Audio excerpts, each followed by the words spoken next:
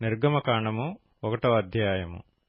ఐగుప్తులోనికి యాకోబుతో వచ్చిన ఇశ్రాయేలీల పేర్లు ఏవనగా రూబేను, షిమ్యోను, లేవి, యూదా, ఇస్సాకారు, జెబూలూను, బెన్యామీను, దాను, నఫ్తాలి, గాదు, ఆషేరు. వీరిలో ప్రతివాడును తన తన కుటుంబముతో వచ్చెను. యాకోబు గర్భమున పుట్టిన వారందరూ 70 మంది. అప్పటికి యోసేపు ఐగుప్తులో ఉండెను. యోసేపును అతని అన్నదమ్ములందరును ఆ తరము వారందరును చనిపోయిరి. ఇశ్రాయేలీయులు బహుసంతానము గలవారై అభివృద్ధి పొంది విస్తరించి అత్యధికముగా ప్రబలిరి. వారున్న ప్రదేశము వారితో నిండియుండెను.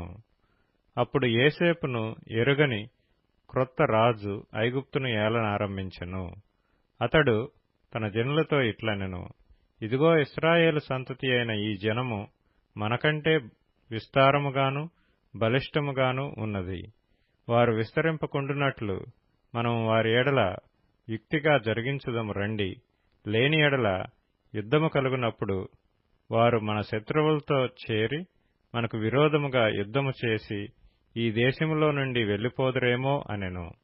కాబట్టి వారి మీద పెట్టిన భారములలో వారిని శ్రమపెట్టుటకు వెట్టి పనులు చేయించు అధికారులను వారి మీద నియమింపగా, వారు ఫరో కొరకు ధాన్యాదులను నిలువచేయు పీతోము, రామెసేసు అను పట్టణములను కట్టిరి. అయినను ఐగుప్తీయులు వారిని శ్రమపెట్టిన కొలది వారు విస్తరించి ప్రబలిరి. గనుక వారు ఇశ్రాయేలీల ఎడల అసహ్యపడిరి. ఇశ్రాయేలీల చేత ఐగుప్తీయులు కఠినముగా సేవ చేయించుకొనిరి. వారు ఇశ్రాయేలీల చేత చేయించుకొనిన ప్రతి పనియు కఠినముగా ఉండెను. వారు జిగట మంటి పనిలోను, ఇటుకల పనిలోను, పొలములో చేయు ప్రతి పనిలోను కఠిన సేవ చేయించి వారి ప్రాణములను విసికించిరి. మరియు ఐగుప్తు రాజు షిఫ్రా, పూయా అను హెబ్రీల మంత్రసానులతో మాట్లాడి, మీరు హెబ్రీ స్త్రీలకు మంత్రసాని పని చేయుచు వారిని కాన్పు పీటల మీద చూచినప్పుడు మగవాడైన ఎడల వాని చంపుడి, ఆడుదైన ఎడల దాని బ్రతుకునీయుడని వారితో చెప్పెను. అయితే ఆ మంత్రసానులు దేవునికి భయపడి ఐగుప్తురాజు తమకాజ్ఞాపించినట్లు చేయక మగపిల్లలను బ్రతుకునీయగా, ఐగుప్తురాజు ఆ మంత్రసానులను పిలిపించి, మీరెందుకు మగపిల్లలను బ్రతుకునిచ్చితిరి? ఈ పని ఏల చేసితిరని అడిగెను.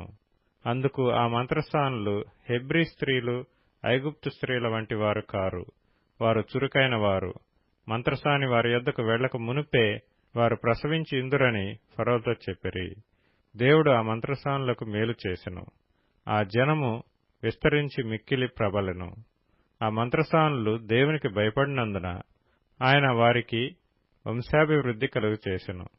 అయితే ఫరో, హెబ్రీలలో పుట్టిన ప్రతి కుమారుని నదిలో పారవేయుడి, ప్రతి కుమార్తెను బ్రతకనీయుడి అని తన జనులందరికీ ఆజ్ఞాపించెను.